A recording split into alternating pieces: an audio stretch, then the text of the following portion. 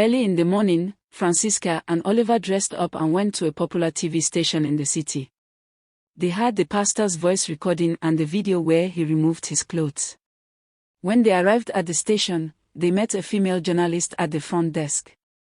"We have something very important to show your station," Oliver said. The journalist looked at them with interest. "What is it about?" she asked. "It's a story that will shake this country," Francisca replied. They were taken to the news editor, and after some talks, they were moved into the studio. Inside the studio, a camera was set up. A popular presenter greeted them. "We are live in 5 minutes. Please be calm and tell your story," he said. Francisca sat down and took a deep breath. She looked at Oliver beside her and held his hand. When the camera light came on, the presenter welcomed viewers to a special edition. "Today, we have 2 people in the studio with a very serious story. Stay with us," he said. Then he turned to Francisca and asked her to speak. Slowly, Francisca started narrating everything that had happened to her. She told the viewers how the pastor started sleeping with her when she was in her 20s. She spoke with pain in her voice. She said he made her swear a covenant with Beelzebub. She explained how the pastor told her she would die if another man touched her. She cried while talking. "I lived in fear for years," she said. "I thought I would never be free."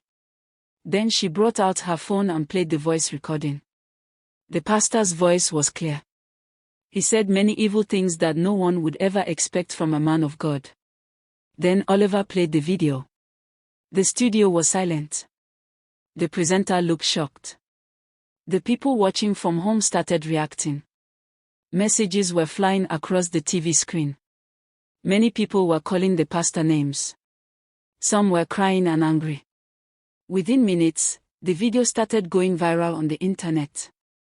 Facebook, Instagram, and YouTube were flooded with clips from the interview. People who once worshipped the pastor began to curse him. "How can a pastor do this to a young woman?" one woman cried on Facebook Live. The story became the biggest news in the country.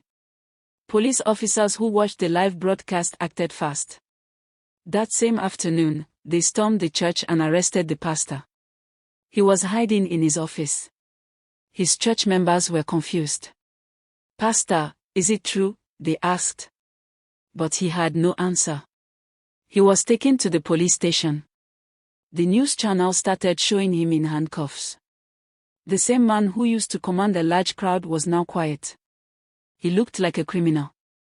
Some people cried, others celebrated. It was clear that judgment had started. Francisca watched everything on TV with Oliver. The case went to court. The judge listened to all the evidence. Francisca played the voice recording again. The pastor's lawyer tried to lie, but there was no way out. The judge shook his head. "You are a disgrace," the judge said. "You used the name of God to destroy innocent lives." The court found the pastor guilty of abuse, threats, and manipulation. He was sentenced to many years in prison. When he heard the judgment, he started crying. But no one cared. The truth had finally come out. Justice was served. People cheered outside the court. After the judgment, the government sealed the pastor's church.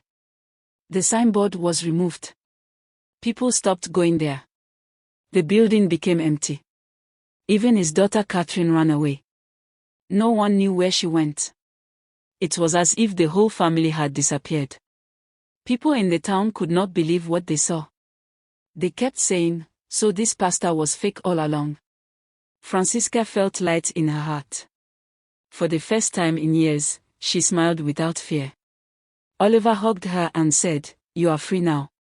They both looked at each other and laughed. A few months later, Francisca and Oliver got married. This time, it was in a new church. A good pastor joined them together. The church was filled with people who came to support them.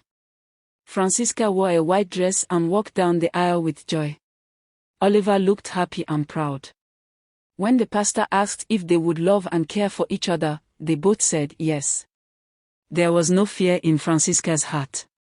She had finally broken free. Her smile was real. The guests clapped as the pastor said, "You may now kiss your bride." That night, after the wedding, Francisca and Oliver went home.